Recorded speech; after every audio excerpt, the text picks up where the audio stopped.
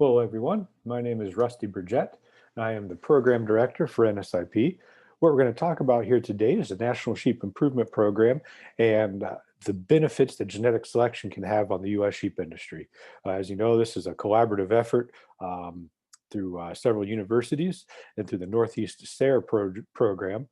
If you're not familiar with Northeast SARE, it's a competitive granting program to help the agricultural industries in the region. We're happy to be a part of this program and to help out producers in the region. So what we're going to talk about here this evening is NSIP and the ability of genetic selection to impact the profitability of sheep operations. So NSIP, our motto is to be a profit-driven genetic selection tool. We ourselves are a nonprofit organization, just a group of sheep producers that are trying to make the sheep industry more profitable through genetic selection techniques.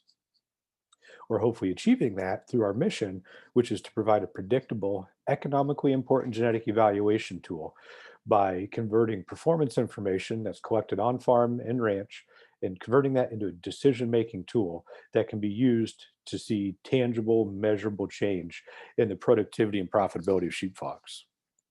So we're going to start by talking just a little bit about the importance of genetic selection and the impact that it can have on the bottom dollar. Really, we need to focus on genetics because genetics are the foundation for a profitable sheep industry. Without that genetic potential there, it doesn't matter how good of our management techniques or our marketing strategies, our sheep will never outperform their genetic potential. So we need to make sure that we have that sound genetic base there so that we can make management improvements to be more productive and more efficient, more sustainable into the future. So the NSIP genetic evaluation is a reliable science-based technique. The real benefit through it is minimizing the guesswork of genetic selection decisions. We'll get into how that happens here in a few slides, but we use these tools called estimated breeding values that can really help out in making these selection decisions, in establishing that sound genetic foundation. So as I said before, the real benefit of using these estimated breeding values is minimizing the guesswork of breeding selections. By utilizing these tools, a sheep producer will know exactly what the genetic merit of a sheep is before the selection decisions are made. So you have a really good estimate of to how the lambs are going to perform of those result of matings. We do that by eliminating environmental differences. Okay, we'll talk about the details of that here in a couple of slides. But by eliminating environmental differences or non-genetic factors, we can quantify the genetic merit of a sheep for various production traits. Things like their maternal capabilities or their terminal characteristics, how fast they grow or how heavy muscle they are, their fleece characteristics. One of the focuses on these workshops is parasite resistance. So we have a multitude of traits that are being collected on-farm data collection systems. So it's not like animals have to be sent off to a centralized RAM test. These animals are being raised in their environment through the management system that you're utilizing on your farm or on your ranch.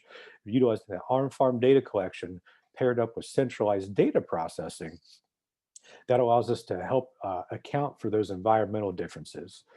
And through the use of BLUP technology or statistical analysis, we can have a cross-flock data analysis. As you'll see here, the environment that an animal is raised in has a very large impact on the production of that sheep or the productivity that's being measured through these phenotypic traits. By utilizing these statistical evaluations, we can compare one environment to another, and we can compare the genetic potential that's being raised in those different environments. And all of these statistical models are building accuracy into these genetic evaluations. So we'll get into some of the details here.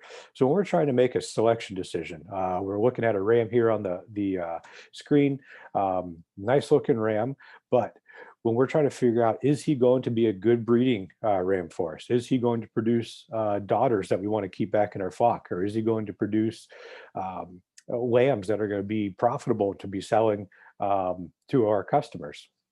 Well, it gets a little tricky because on average, 80% of what you see with your eyes in a sheep is due to the environment that that animal was raised in. Okay? So 80% of what you see is due to the environments that he was raised in. But it's that 20% that's controlled by genetics. That 20% that we can't see, that's what actually gets passed down to the next generation. Okay, so that's a bit of a problem. Okay, that's the important part. That's the part that's getting passed down to our next generation, but we can't see it. So we need to have some tools to be able to evaluate that genetic potential.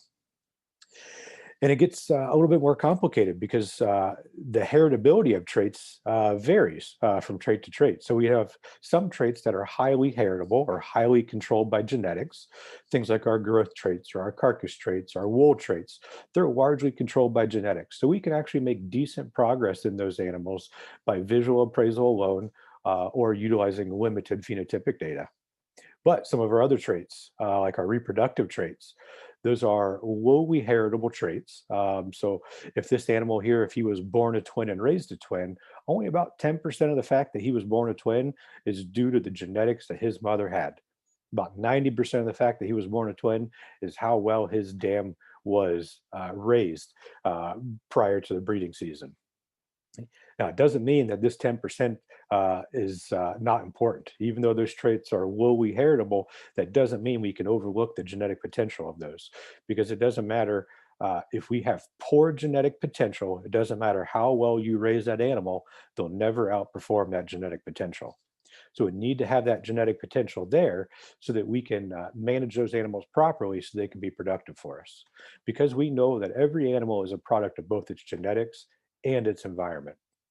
But as we just talked about, when we're in breeding selection decisions, it's only that genetic portion that gets passed down to the next generation. This environmental part is clouding our vision. So that's what NSIP does, is we eliminate that environmental part, we quantify this genetic part so that we can be making accurate selection decisions. Now we need to have both components here. We need to have accurate genetic selection tools. We also have to manage those animals well. Yeah. But again, without that genetic potential, it doesn't matter how well we feed those animals, they're never going to outperform that genetic potential. An old mentor of mine used to say that you can't feed your way out of poor genetics, but you can starve yourselves out of good ones. Okay? So if we don't have that genetic base there, it doesn't matter how good of a manager we are, we're never going to outperform that genetic potential.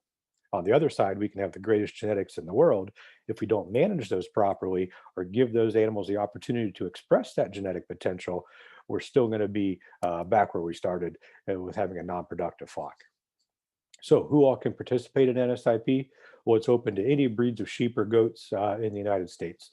Currently, we have over 25 different breeds that are actively participating in NSIP. Those are spread across 37 different states, all across the United States. As far northeast as Maine, as far northwest as Washington State, and all across the middle of the United States. So if you're interested in learning more about the NSIP program, you can visit the website, nsip.org. Stay tuned to the next videos in this series and make sure that you stick around and you join us for the live workshops so we can put all this into practice.